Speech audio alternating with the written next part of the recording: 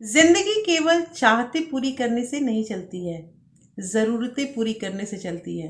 दोस्तों, अगर लाइफ में कभी टफ टाइम आ जाता है, कभी किसी तरह की परेशानी आ जाती है, तो हमारी ज़िंदगी ज़रूरतें ही पूरी करती हैं, चाहते नहीं। इसलिए डिफ्रेंशिएट कीजिए कि क्या है चाहते और क्या है ज़रूरतें।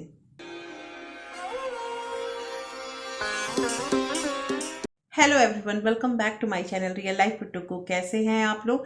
आई होप आप बहुत अच्छे होंगे और सेहतमंद होंगे और आप लगातार मेरी वीडियो के साथ भी बने हुए होंगे। दोस्तों, आज की वीडियो में बात करेंगे कि आखिर क्या हमारी मतलब हर चीज़ की इच्छा होती है हमें कि हमारे पास ये भी रहता, हम ये भी कर लेते और हमारे पास बड़ी गाड़ी भी हो जाती। हर चीज़ की हम इच्छा करते हैं, लेकिन ज़रूरतें जो होती हैं ना, वो ज़्यादा हमें प्रायोरिटी रखनी चाहिए कि किस चीज़ के ना रहने से या किस चीज़ के ना करने से हमारा काम नहीं चल पाएगा। दोस्तों, अगर हम ये डिफ्रेंशिएट करने लगे ना, तो ज़्यादा हमारे लिए हमारी जो ज़िंदगी होगी वो आसान हो जाएगी। दोस्तों, मेरे पास बहुत सारे कमेंट आते हैं कि आप कहते हैं कि पैसा ज़रूरी चीज़ है, पैसा सबसे ज़रूरी है, लेकिन पैसा से भी ज़रूरी चीज़ लाइफ में बहुत कुछ है। और जिसमें लोगों ने कमेंट किए, तो हाँ, ये मैं मानती हूँ कि पैसे से भी ज़्यादा ज़रूरी चीज़ हमारी रिलेशनशिप होती है। लेकिन कहीं ना कहीं अगर ये सच देखा जाए तो ये भी एक सच है कि ये जो रिलेशनशिप है ये भी पैसों पे ही चलता है। तो दोस्तों, आज की वीडियो बहुत इंटरेस्टिंग होने वाली है, इसलिए इस वीडियो के अंत तक ज़रूर बने रहिएगा। और अगर आप लोगों ने अभी तक रियल लाइफ विद टुकू को सब्सक्राइब नहीं किया है तो प्लीज़ सब्सक्राइब कर लीजिए अपने इस चैनल को, और साथ में जो बेल आइकन है उसे भी ज़रूर प्रेस कर दीजिएगा, ताकि ऐसे ही इंटरेस्टिंग वीडियो के नोटिफिकेशन आपको मिलते रहें। दोस्तों, वीडियो पसंद आए तो एक लाइक ज़रूर कर दीजिएगा। तो चलिए स्टार्ट करते हैं वीडियो को। सबसे पहले हम बात करेंगे दोस्तों कि जैसे हमने अक्सर अपने वीडियो में एक बात किया है कि बजट बनाएंगे और हम बजट पे अगर चलेंगे तो हमारे पैसे बचेंगे। देखिए, लाइफ में पैसा कमाना बहुत ज़रूरी चीज़ है, क्योंकि पैसा कमाते हैं, पैसा घर में आता है तभी तो घर चलता है। लेकिन पैसा कमाना, अगर हम मान लीजिए हमारी सैलरी 1 लाख रुपए है और हम 1 लाख के 1 लाख रुपए खर्च कर देते हैं, तो आखिर हमारी लाइफ कहाँ तक चल पाएगी? जब हमने उस 1 लाख से 10,000 रुपये भी नहीं बचाए तो हमने सेविंग कितनी की? इसलिए मैं हमेशा जोर देती हूँ अपने व्यूअर को कि पैसे कमाने से ज़्यादा इम्पॉर्टेंट चीज़ है पैसा बचाना। देखिए, एक बार कभी घर में कोई जैसे लोग आ जाते हैं, तो एक बार कहते हैं कोई कि 8 साल तुमने नौकरी की, 10 साल तुमने नौकरी की, बचाया कितना? तो ये प्रश्न जब हमारे दिमाग में आता है ना, तो ये चीज़ लगता है कि हाँ, बात तो सही है, कमाया बहुत बहुत पैसे आए, घर भी चला, किसी से मांगने की ज़रूरत नहीं पड़ी, लेकिन बचाया कितना? तो दोस्तों, कहना यहाँ पे ये है कि जैसे हम जो बजट बनाते हैं ना, तो बजट बनाने से एक चीज़ हमें क्लियर होता है कि क्या चीज़ हमारे ज़रूरत की है। देखिए, हमेशा जो हमारे ज़रूरत वाली चीज़ होती है ना, उसको प्रायोरिटी देना सीख लीजिए। अब इसके लिए मैंने आप लोगों को ये इन्वेलप वाला जो तरीका बताया था, वो ज़रूरतों वाला ही तो होता है। इसके अलावा भी आप मेरे प्रीवियस वीडियो को जाके देखिएगा, जिसमें मैंने इन्वेलप के अलग अलग आपको कैटेगराइज मैंने इन्वेलप में किया है, जिसमें बहुत सारे ऐसे भी खर्चे हैं, जैसे जो हमारा मेडिकल एक्सपेंसेस आ जाता है, या हमारे पास हमारे घर में किसी का बर्थडे हो जाता है, कोई लोग आ जाते हैं, तो अगर गेस्ट हमारे यहाँ आते हैं तो उनका भी तो आवभगत कराना हमारी ही जिम्मेदारी है। तो दोस्तों, ऐसे के लिए भी पैसे रखने ज़रूरी हैं। सारे पैसे अगर हमारे मंथ के आते हैं और हम अपने में उड़ा देते हैं, खाने पहनने में लगा देते हैं, तो जो हमारे पास आएगा उसे हम क्या खिलाएंगे? तो इतना तो रहना ही चाहिए कि हमारे दरवाजे पे कोई आए तो उसे हम कुछ ना कुछ जरूर दें। दूसरी चीज़ एक मैं आपको बता दूं दोस्तों कि मैं ये काम तो करती रहती हूँ अक्सर, कि जब भी हमारी सैलरी आती है, जब भी मेरे पास पैसे आते हैं, तो मैं उसका कुछ अंश जो है वो भगवान के चरणों में जरूर रखती हूँ, क्योंकि मुझे लगता है कि वहीं से हमें बरकत मिलती है। भगवान सब कुछ देखते हैं और वो हमें बहुत कुछ, भगवान जो है ना, आकर आपको बताएंगे नहीं, लेकिन आपको इतना तो हिंट करेंगे कि क्या गलत है क्या सही है। तो इस चीज़ के लिए भगवान को भी थोड़ा सा साक्षी मान के अपने अगर पैसे को हम रखते हैं वहाँ पे, तो एक शक्ति उस पैसे में आ जाती है, और वो पैसे अगर हम किसी फालतू चीज़ में खर्च करें ना, तो वहाँ खर्च नहीं होते। ऐसा मेरा मानना है।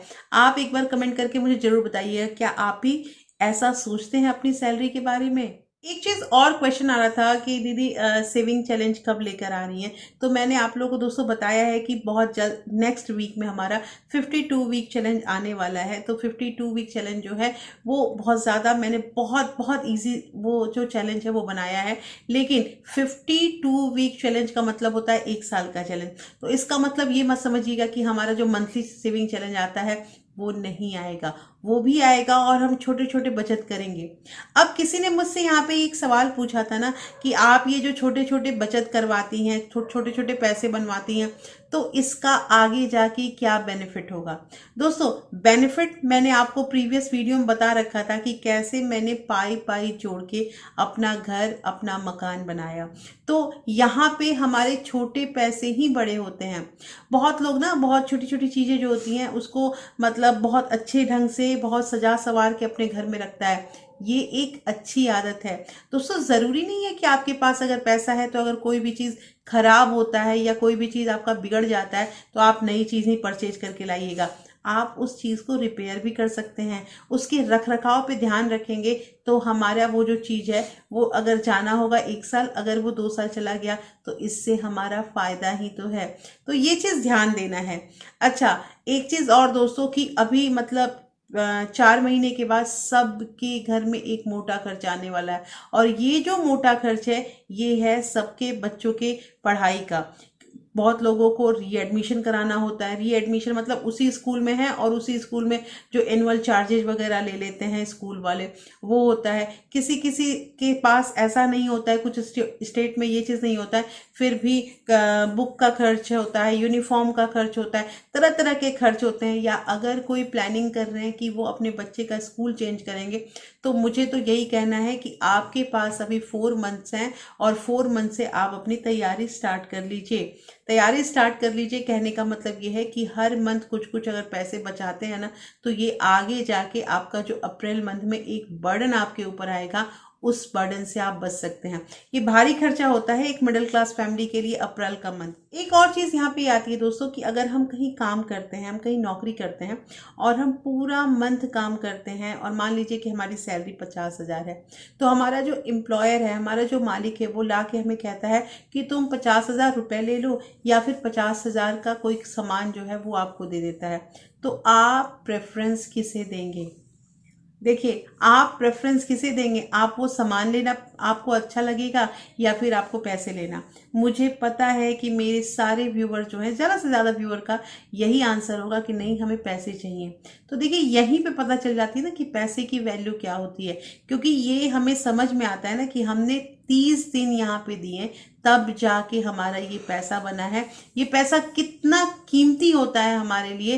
देखिए हर किसी का घर जो है ना, हर किसी के औरत के पैसे से घर नहीं चलता है, लेकिन फिर भी औरत कमाती हैं।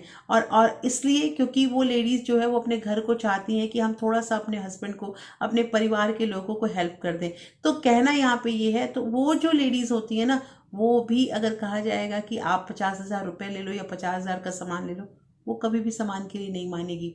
उसे चाहिए पैसे, क्योंकि उसे पता है कि ये पैसे जो हैं परिवार के कहीं ना कहीं बहुत ज़रूरी हिस्से में काम आएगा ही। अब ये क्वेश्चन भी आ सकता है कि दीदी आप कह रहे हो कि यदि हम इच्छा पूरी ना करें तो हम काम करके हमारा पैसे कमाने का फ़ायदा ही क्या, अगर हम अपनी इच्छा ही पूर्ति नहीं कर सकते हैं। देखिए दोस्तों इसमें एक चीज़ मुझे कहना है कि अगर आपको इच्छा पूर्ति करना है और आप चाहते हैं कि आपकी इच्छा पूरी हो और होना भी चाहिए, तो उसके लिए आपको एक्स्ट्रा इनकम तो करना पड़ेगा। जितने पैसे आपके पास आ रहे हैं उन पैसों से अगर आपका घर चल रहा है और आप चाह रहे हैं कि नहीं अभी और हमें कुछ अर्न करना है, तो उसके लिए आपको एक्स्ट्रा इनकम करना पड़ेगा। और मैंने इस पे भी एक वीडियो बना रखा है कि घर में रहने वाली महिलाएं जो थोड़ी कम पढ़ी लिखी महिलाएं हैं वो भी ऐसा कौन सा काम कर सकती हैं जिनसे वो अपने परिवार वालों को मदद करे, अपने बाल बच्चों की पढ़ाई में योगदान करें। तो दोस्तों वो वीडियो अगर आप लोगों ने अभी तक नहीं देखा है तो आप प्लेलिस्ट में जाके देख भी सकते हैं। उसके साथ दोस्तों आप ये भी मुझे बताइएगा कि आखिर आप अपने घर को कैसे चलाते हैं। ऐसे कौन से ऐसे पॉइंट हैं जिसका जिक्र अभी तक हमने अपने वीडियो में नहीं किया है, क्योंकि मुझे पता है कि आप लोग भी अपना घर बहुत अच्छे से चला रहे हैं, बखूबी अपने घर का जो भी आपका खर्च है वो बहुत अच्छी तरह से मैनेज कर रहे हैं। तो मुझे कमेंट करके ज़रूर बताइएगा। और मेरे पास बहुत सारे मेरे बहनों के कमेंट भी आते हैं कि दीदी यहाँ से पैसा बचा सकते हैं, ये काम कर सकते हैं। मुझे बहुत अच्छा लगता है ये सब रीड करके, और मैं आपके हर एक कमेंट का जवाब देती हूँ। तो दोस्तों, फिर मैं मिलती हूँ आपसे ऐसे ही एक इंटरेस्टिंग वीडियो के साथ। तब तक अपना प्यार और सपोर्ट ऐसे ही बरकरार रखिएगा।